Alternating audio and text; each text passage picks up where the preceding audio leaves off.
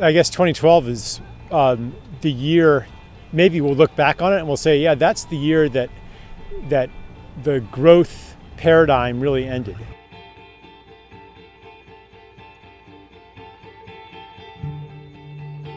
I mean, obviously there's still growth in, China, Turkey, India, the BRIC countries. There's still economic growth, but it slowed down this year. And in Europe, it stalled. And the United States, there was a little bit of growth, And I think that people in the system are starting to understand that the good old days are not coming back. And they haven't really processed this in any meaningful way because their economic models don't work. Their financial policies don't work. I mean, everything is predicated on growth. And we don't really have the tools to manage an economy that isn't growing.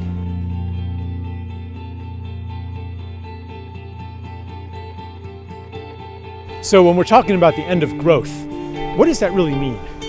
And for an economist, the end of growth means that fewer goods and services are being exchanged for money.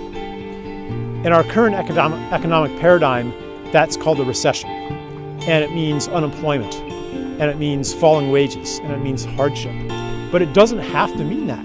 Already people are beginning to voluntarily reclaim parts of life from money, reclaim their time from work, and therefore, they can consume less of the things that they buy with money and work less for money. But does that really impoverish life? Not necessarily.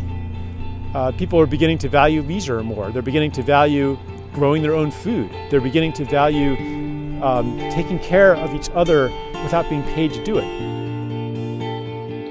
Does it really hurt your quality of life for you and every neighbor on your block to share half the number of cars that you own now? Would it really hurt your quality of life to have only one exercise machine for every 10 households? So I think really what we need to let go of is the idea that growth is necessary for prosperity and for wealth, for a good life. The elites are trapped in their ways of thinking. In private, the opinion leaders among the elite, they're having their conversations. Publicly, they won't broach some of these more radical proposals. It's not even radicalism, it's just common sense, And if you're not weighed down with ideology and the apparatus of power and the institutions and institutional behavior, if you're not weighed down with those things, it's not hard to see what we should do. In Europe, I was in some places that haven't really been hit by austerity yet. And I was also in Portugal, I was in Ireland, where they're really directly feeling that, the old days are gone. People are looking back at that time with a bit of chagrin. They're not really blaming the global system. They're saying, yeah, we were living to excess, and now we're coming back down to earth like it was in the 80s, and the party's over. Yeah, I don't think it's going to take that much for the people on the street, the common people, to consider policies and agendas that are off the radar screen, that the elites would not consider. A lot of people, I've even been there, where part of you is afraid of this collapse, and part of you kind of wants it to happen. And sometimes people even get addicted to these collapse websites, where every day you go there and you're looking for the latest bit of bad news, the latest crisis that's brewing, and just kind of hoping that today the stock market's going to have dropped by 50%. There's this kind of glee almost, even though another part of you knows very well that it would be catastrophic, perhaps.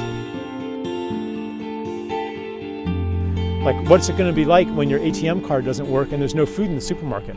But there's a part of us that wants that to happen because the world that we live in is not good enough. We have an understanding, a knowledge that the world is supposed to be much more beautiful than what's been offered to us as normal. Like, just the feeling like we can do better than this. I find that all the time when I'm driving in suburbia in the United States, and you get a bit of it in Canada too, you know, and just like these ugly big box stores, you know, and you're like, after 3,000 years of architectural development, is this the best we can do? You know, you see people working in these really tedious jobs, inputting data, you know, or scrubbing toilets, you know, and spending their whole lives doing menial labor. And you think, wasn't technology supposed to have liberated us from this? You know, when do we get to enjoy the fruits of thousands of years of culture and technology? Like, we can do better than this. And so it's quite natural that we want things to fall apart. It's that we want to get out of here and we don't know how. And people feel trapped in their jobs, trapped in their lives, trapped in just the society around us that kind of compels certain behaviors and certain kinds of relationships. You know, we want to live in a world where it's normal to make eye contact with people. We want to live in a world where people love their work and look forward to Monday, or maybe don't even distinguish between leisure and work. You know, like, why can't we have that? And we don't know how to get there, but we know it's supposed to be much more joyous and authentic and beautiful than what we experience as normal. And we feel trapped, and so we want it to fall apart, because then something new can be born.